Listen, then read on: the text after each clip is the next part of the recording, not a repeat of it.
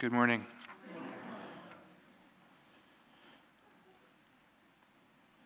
Steve, it felt like when you read the word tyrant, you looked at me. Or were you looking at your wife, Karen? Okay. So today is the feast of St. Nicholas, who, of course, we associate with Santa Claus, bringing gifts and whatnot, and doing works of charity.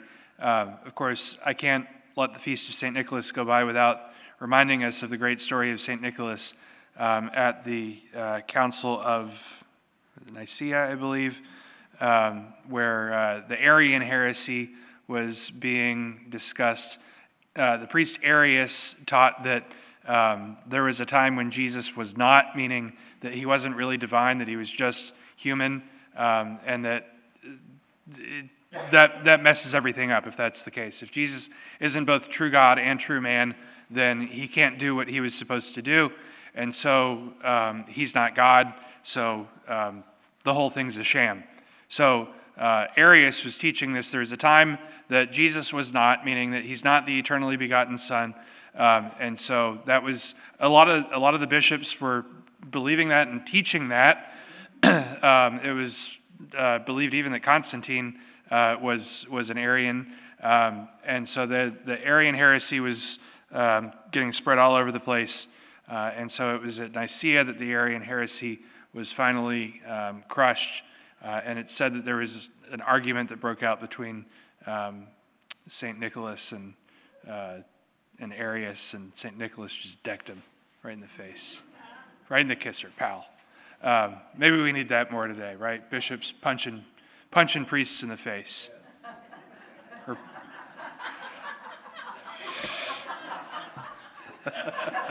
Yeah. Gordon, that was very emphatic. But it's important that we recognize, especially as we prepare for Christmas, the two natures of Christ, that he's true God, he's true man, and again, that he has to be both of those in order to accomplish salvation. So Jesus desires to give us mercy, which only God can do. Man, yeah, we can be merciful to an extent, but we can't pardon ourselves of a debt that only God can forgive. And so it's important that we recognize Jesus' divinity. So the gospel passage here, we see this example of Jesus showing mercy. Right? The blind men are following, Son of David, have pity on us. Would that we have that same prayer in our lives. Son of David, have pity on us. Not just, hey, Jesus, help me. Or not just, hey, Jesus, forgive me, but have pity on me. That's recognizing that I'm pitiful. Lord, have pity on me.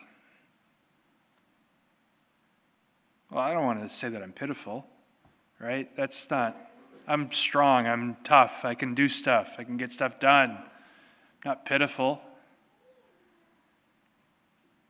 But yet in our sinfulness and our brokenness, we are.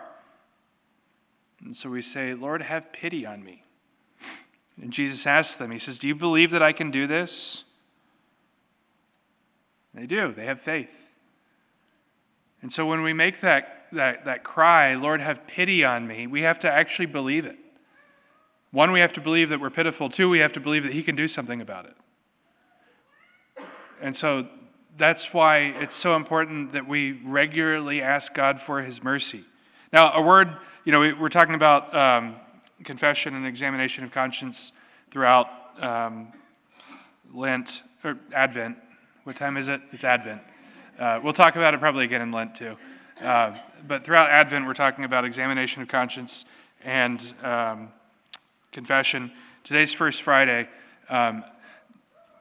The line for confessions on First Friday is always exceedingly long. And there's, of course, the devotion of First Friday, going to confession, receiving communion. But for that devotion, you don't actually have to go to confession on the First Friday. You can go the day before on Thursday. You can go the day after on Saturday. It's just, we have lots of different opportunities for confession that we can spread out over the week, over the month. So just a little word for for those that are devoted to First Friday confession. I'm not saying don't go to confession. I'm just suggesting perhaps that there are several other options and opportunities for confession throughout the month, and we don't have to go just on that one day, that one opportunity, that one 30-minute time that usually is more like 20 minutes because your pastor can't get his act together and actually get into the confessional at 8:30 like he says he's going to do. See pitiful. And then another word on confession as well, because and this isn't the stuff that the Sunday people are going to get, because the Sunday people they're like, why should I go to confession? How dare you tell me I'm a sinner? But for the daily mass people, when we talk about confession a lot, some people contend toward scrupulosity, and scrupulosity is especially common with people that might be obsessive compulsive, right? OCD, where we look at everything as like that had to have been a sin. God's waiting to, like, who is the English author that wrote Sinners in the Hand of an Angry God? Jonathan Edwards, is that it? You people are the most unread people ever. My Chatsworth people would have known. No, they wouldn't have. Yeah, see, Jonathan Edwards, just like I said. Thank you. You're very well read. Yeah, I know. Google and YouTube and Wikipedia. That's my thing.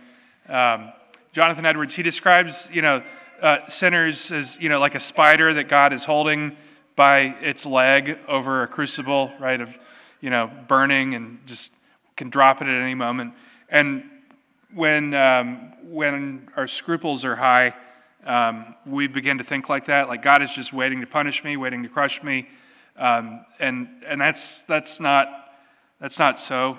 Yes, if we reject God and if we say no, I don't want this. In the final moment, I'm not repentant.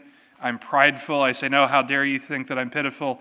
Yeah, okay. Well, then we've rejected God, and we ourselves have pushed ourselves away from Him. But to think of ourselves like He's just waiting for us to mess up, and then He's going to smash us. That's a scary way to go through life. We have to recognize that God is merciful, that He does desire to pardon us, that He does desire to forgive us, that He's waiting for us to come back, right? Think of the parable of the prodigal son. The prodigal son comes back, and the father's waiting for him with his arms open, and he runs out and he meets him, and he embraces him, and he puts the robe and the ring and the sandals on him, and he has the great feast. That's how God is waiting for us. Now, for those that may not have an issue with scruples, those who might, again, be more on the kind of side of like, I'm not going to say I'm pitiful, don't get presumptuous, right? Because presumption is also a great sin. Presumption is where we say, well, God's going to forgive me anyway. He loves me. He wants to be merciful. So why do I need to say I'm sorry? Why do I need to ask for forgiveness? Why do I need to actually go to confession?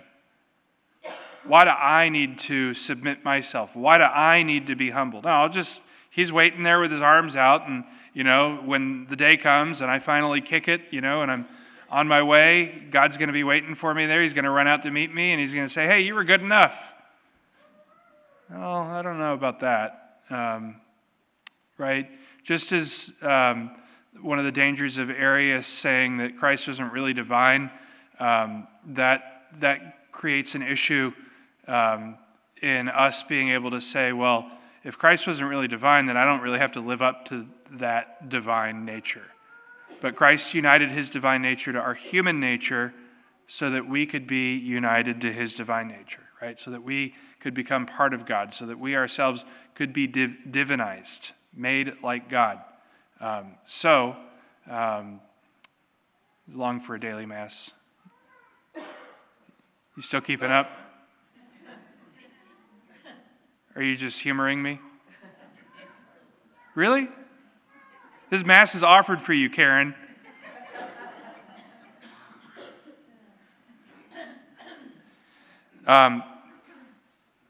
So the point, recognizing God's mercy, not taking it to an extreme of, oh, well, he's so merciful, I can just get away with whatever I want, but also not saying, oh, well, he's also a judge, and so therefore I have to live in constant fear that God is going to crush me.